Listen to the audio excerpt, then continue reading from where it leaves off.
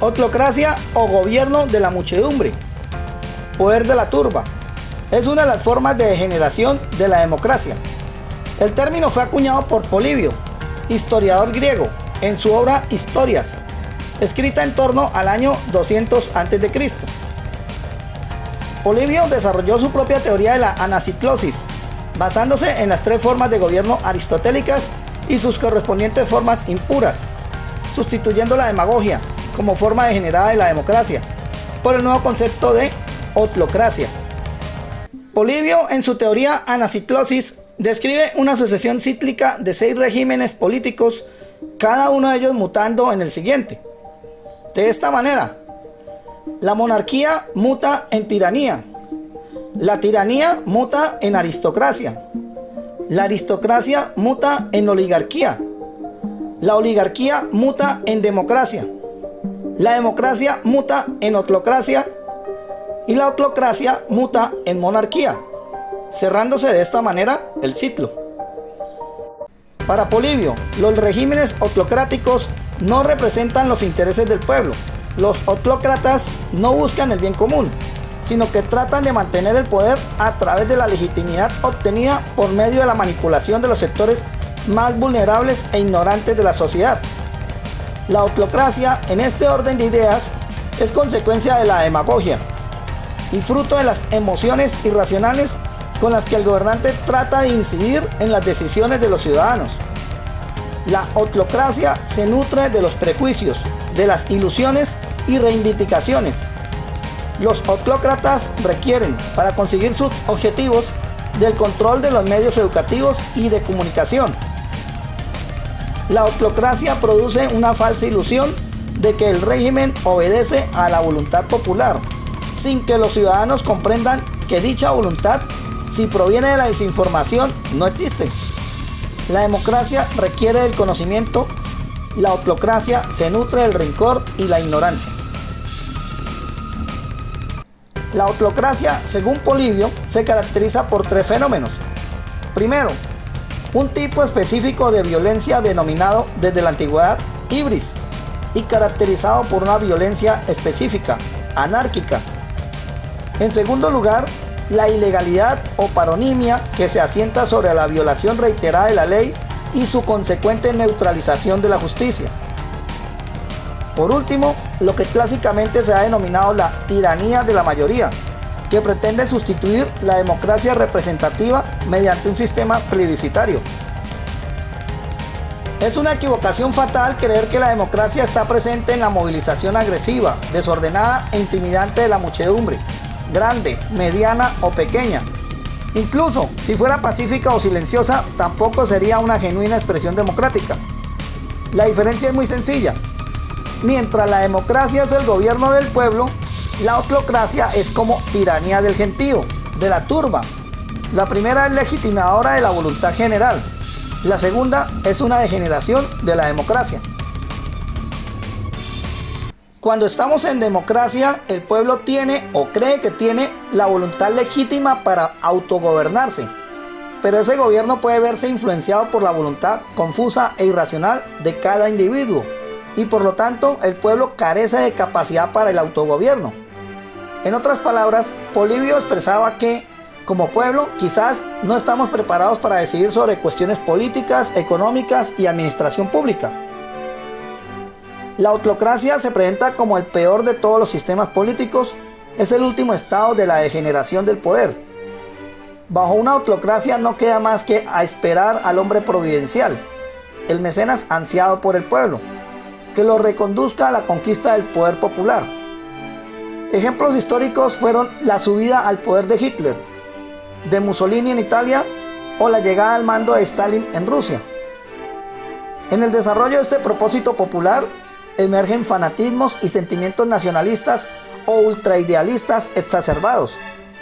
Se fomentan miedos, odios e inquietudes irracionales hacia otros y la creación de deseos injustificados, innecesarios o inalcanzables. Se escucha igualdad absoluta, justicia social, ultranacionalismo, antiempresariado opresor, lucha de clases o cualquier otro deseo irracional, utópico o distópico para así ganar el apoyo popular.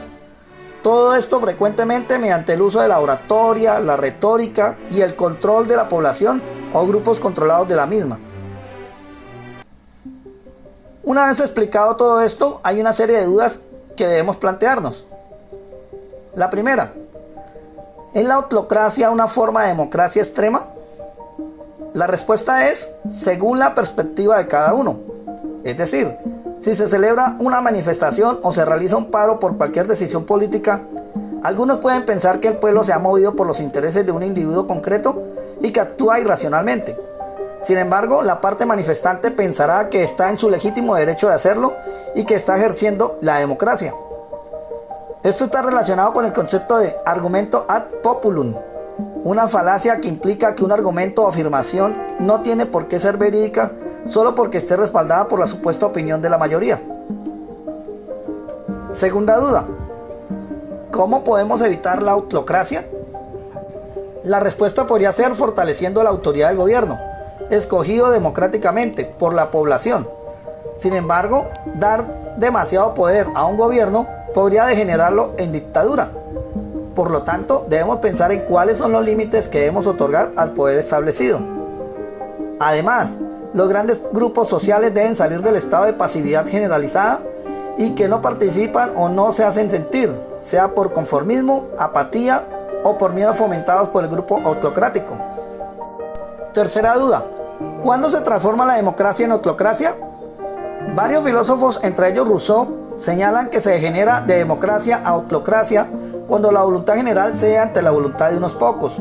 Por ejemplo, partidos minoritarios o de oposición, sindicatos o cualquier otro sector minoritario en términos de población absoluta. Como hemos dicho antes, esto se consigue manipulando al pueblo a través de la propaganda, la desinformación, la exageración de los hechos y en ocasiones del apoyo de los medios masivos de comunicación. Vamos a facilitar 4 ejemplos de autocracia a través de la historia. Primero, la quema de brujas. El perfecto ejemplo es la quema de brujas en la Edad Media o los juicios por brujería de Salem. Existía la creencia popular de que muchas mujeres utilizaban artes oscuras para sus propios intereses o para perjudicar a una parte de la población. El pueblo dejó a un lado la lógica y se convirtió en una clara autocracia. El segundo ejemplo es el Tercer Reich. Podríamos afirmar que la autocracia es el punto de partida de los regímenes totalitarios. El objetivo de Adolf Hitler al instaurar el Tercer Reich era conseguir un cambio social, pero también invadir otros países. Hitler fue el primer dictador en aprovechar todo el potencial de su maquinaria propagandística para hacer creer a la población que para que Alemania prosperase era necesario eliminar sistemáticamente a la clase judía y acabar con el comunismo. El tercer ejemplo, dictadura del proletariado.